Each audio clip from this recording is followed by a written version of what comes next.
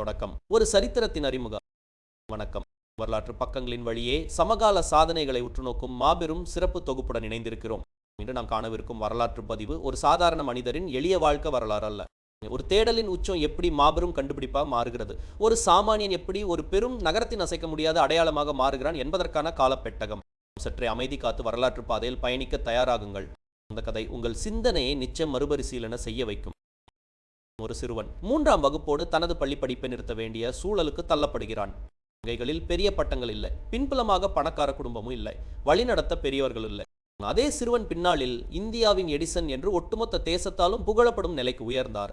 அந்த மாமனிதர் தான் கோபால்சாமி துரைசாமி நாயுடுனா அன்போடு அழைக்கும் ஜி நாயுடு. நாம் பேசுவது ஒரு நபரின் வரலாறு மட்டுமல்ல, அது ஒரு மாபெரும் சிந்தனை புரட்சி. கோவையின் மண்ணிலிருந்து ஒட்டுமொத்த தேசத்தையும் திரும்பி பார்க்க வைத்த ஒரு விசித்திர மனிதரின் உண்மை வரலாறு இது. முழமை காலமும் தேடலின் தொடக்கமும். நாயுடு அவர்கள் 1893ஆம் ஆண்டு மார்ச் மாதம் 23ஆம் நாள் கோயம்புக்கு அருகில் உள்ள கலங்கல் என்னும் சிறிய கிராமத்தில் பிறந்தார். ஒரு எளிய விவசாய குடும்பம், சாதாரண சூழல். தந்தையின் பெயர் கோபால்சாமி. சிறு வயதிலேயே தாயை இழந்த நாயுடுவுக்கு கிராமத்து வாழ்க்கையே ஒரு பெரும் உறுதியும் தன்னை தானே நம்பும் தத்துவத்தையும் கற்றுக் கொடுத்தது. பள்ளிக்கு சென்ற போதிலும் அவருக்கு புத்தகங்களை மனப்பாடம் செய்வதில் எல்லளவும் ஆர்வம் இருக்கவில்லை. அவர் சோம்பேறி அல்ல, அவருக்குள் ஒரு தீப்பொறி இருந்தது. அதுதான் இந்த இயந்திரம் எப்படி வேலை செய்கிறது என்ற தொடர் கேள்வி. பள்ளி பருவத்தில் அவர் மிகவும் குறும்புக்காரராக இருந்ததாக வரலாற்று பதிவுகள் கூறுகின்றன. ஒரு முறை ஆசிரியரின் முகத்தில் மணல வீசியதாகவும் மற்றொரு முறைக்கோள் குவியலுக்கு தீட்டதாகவும் கூறப்படுவது உண்டு. அந்த ஆர்வமும் துடிப்பும் அவரை பள்ளியிலிருந்து வெளியேற்ற காரணமாயின. பின்னர் காலையில் வயல் வேலை, மாலையில் சுயமுயற்சியால் தமிழ் நூல்களை படித்து கற்றல் என அவரது ஆரம்ப காலம் நகர்ந்தது. அவரது முதல் பள்ளியா அமைந்தது. ஒரு மோட்டார் வாகனமும் தலைகீழ் பொறியியலும். ஒரு நாள் ஒரு ஆங்கிலேய அதிகாரி தனது வெளிநாட்டு மோட்டார் இருசக்கர வாகனத்தில் அந்த கிராமத்திற்கு வந்தார். அந்த வாகனத்தை பார்த்த அந்த வினாடி நாயுடு வாழ்க்கை பாதை முற்றிலும் திசை மாறியது.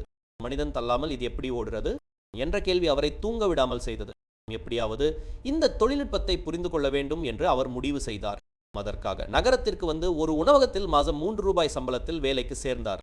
அந்த சிறு தொகையிலிருந்து ஒவ்வொரு காசையும் தனது கனவுக்காக சேமித்தார். 3 ஆண்டுகள் காத்திருந்து இறுதியில் 300 முதல் 400 ரூபாய் வரை சேர்த்தார். அந்த பணத்தை கொடுத்து அந்த ஆங்கிலேய அதிகாரியிடமிருந்து அந்த இருசக்கர வாகனத்தை வாங்கினார்.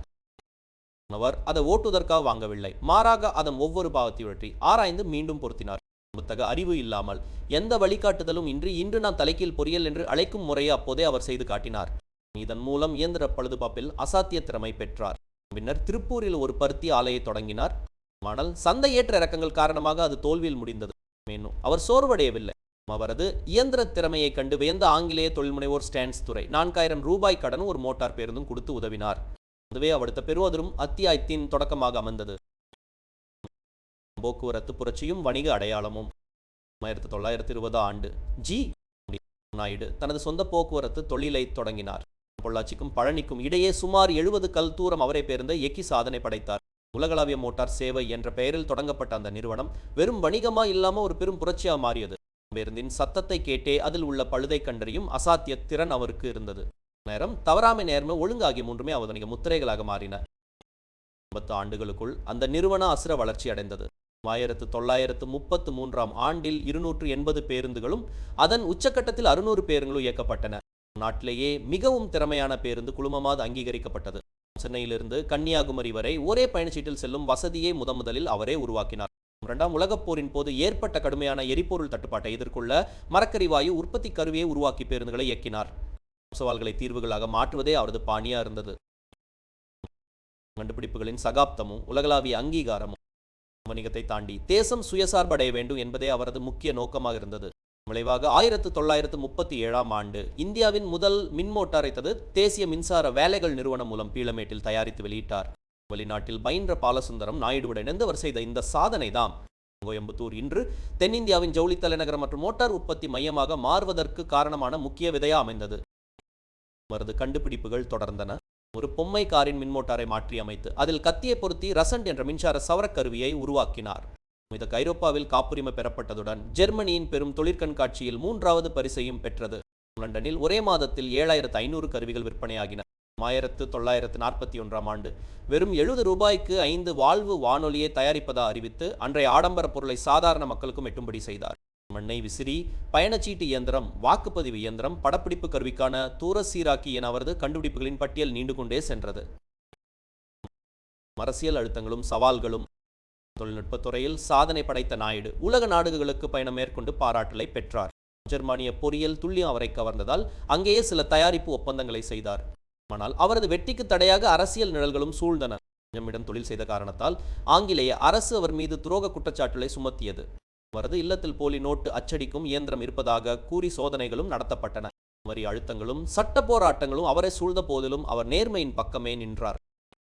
சுதந்திரத்து பிறகும் அமைப்பின் சிக்கல்கள் நீடித்தன. 1952 ஆண்டு இந்திய நடுத்தர மக்களுக்காக சுமார் 2000 ரூபாய்க்குள் இயங்கக்கூடிய ஒரு மலிவு விலை காரை அவர் வடிவமைத்தார். அனைத்து சோதனைகளும் வெற்றிகரமாக முடிக்கப்பட்டு தயாரிப்புக்கு தயாராக இருந்த நிலையில் அன்றைய அரசு அதற்கு உரிமம் வழங்க மறுத்தது. லஞ்சம் கொடுக்க மறுத்ததால் அந்த காரின் கனவு முடக்கப்பட்டது. இந்த ஏமாற்றத்தால் ஆழமாக பாதிக்கப்பட்ட நாயுடு கடுமையான வலியின் காரணமாக தனது வரைபடங்களையும் மாதிரிகளையும் அளித்ததா வரலாற்று பக்கங்கள் வேதனையுடன் பதிவு செய்கின்றன. பன்முக திறமையும் இறுதி பயணமும். இயந்திரத்துறை மட்டுமன்றி விவசாயம், கட்டிடக்கலை, சித்த மருத்துவம் என பல துறைகளிலும் அவர் தனது முத்திரையை பதித்தார். போத்தனூரில் அமைக்கப்பட்ட அவரது ஆராய்ச்சி பண்ணையில் 10 அடி உயர பருத்தி செடிகளையும் ஒரே தக்காளி மரத்தில் பல சுவைகளை கொண்ட தாவர அதிசயங்களையும் உருவாக்கினார். இதனை சார் ரமன் மற்றும் சார் விஸ்வேஸ்வரையா ஆகியோர் நேரில் கண்டு பாராட்டினர். மேலும் தங்குட பிரச்சனைக்கு தீர்வாக வெறும் 11 மணி நேரத்தில் முழுமையான முன் தயாரிப்பு வீட்டை கட்டி காட்டினார். சித்த மருத்துவத்தின் தரம் மற்றும் மூலிகைகளை ஆராய கோவையில் தனி ஆய்வத்தையும் நிறுவினார். கல்வியே ஒரு தேசத்தின் மிக முக்கிய ஆயுதம் என நம்பிய நாயுடு வெறும் எழுத்தர்களை உருவாக்கும் கல்வி முறை எதிர்த்தார். வகைகளால் வேலை செய்ய தெரிந்த தொழில்நுட்ப வல்லுநர்களை உருவாக்க 1945 ஆண்டு லட்சம் ரூபாய் நிதியுதவியுடன் ஒரு பல்தொழில்நுட்ப கல்லூரியை நிறுவினார். அதுவே பின்னர் அரசு தொழில்நுட்ப கல்லூரியாக ரீஷ மாறியது. 4 ஆண்டு படிப்பை 2 ஆண்டுகளாக குறைக்க அவர் முன்வைத்த திட்டத்தை அரசு ஏற்காததால் அவரே தனது அறக்கட்டளை மூலம் ஜெர்மனிய இரட்டை பயிற்சி முறையிலான தொழில்நுட்ப நிறுவனத்தை தொடங்கினார். 1974 ஆண்டு ஜனவரி மாதம் 4ஆம் நாள் தனது 80வது வயதில் இந்த மாமனிதர் இவ்வுலகை விட்டு மறைந்தார்.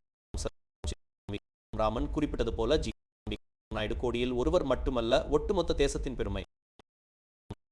முடிவுரை. சிந்தனை தூண்டல். ஒரு மனிதனின் மறைவோடு அவனது வரலாறு முடிந்துடுவதில்லை. அவன் விதைத்து சென்ற சிந்தனைகளும் செயல்பாடுகளுமே அவனது உண்மையான வாழ்வை நிர்ணயிக்கின்றன. இன்று கோயம்புத்தூரின் ஒவ்வொரு தொழிற்சாலையும் இயந்திர சத்தத்திலும் நாயுடு என்ற பெயர் ஒலித்துக் கொண்டே இருக்கிறது.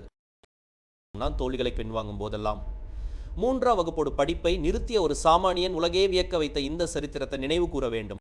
நடைகள் என்பவை முற்றுப்புள்ளிகள் அல்ல, அவ புதிய பாதைகளை உருவாக்குவதற்கான தொடக்க புள்ளிகள் மட்டுமே. சூழ்நிலைகளை காரணம் காட்டி முடங்கிவிடாமல் உங்களுக்கு இருக்கும் தேடலையும் உழைப்பையும் ஆயுதமாக்கினால் எந்த ஒரு சாமானியனும் இந்த சரித்திரத்தின் தனது பெயரை பதிக்க முடியும். இவே இந்த மாமனிதன் நமக்கு உணர்த்தி சென்ற உனத பாடம். மீண்டும் மற்றொரு சிறப்பு தொகுப்பில் உங்களை சந்திக்கும் வரை நன்றி, வணக்கம்.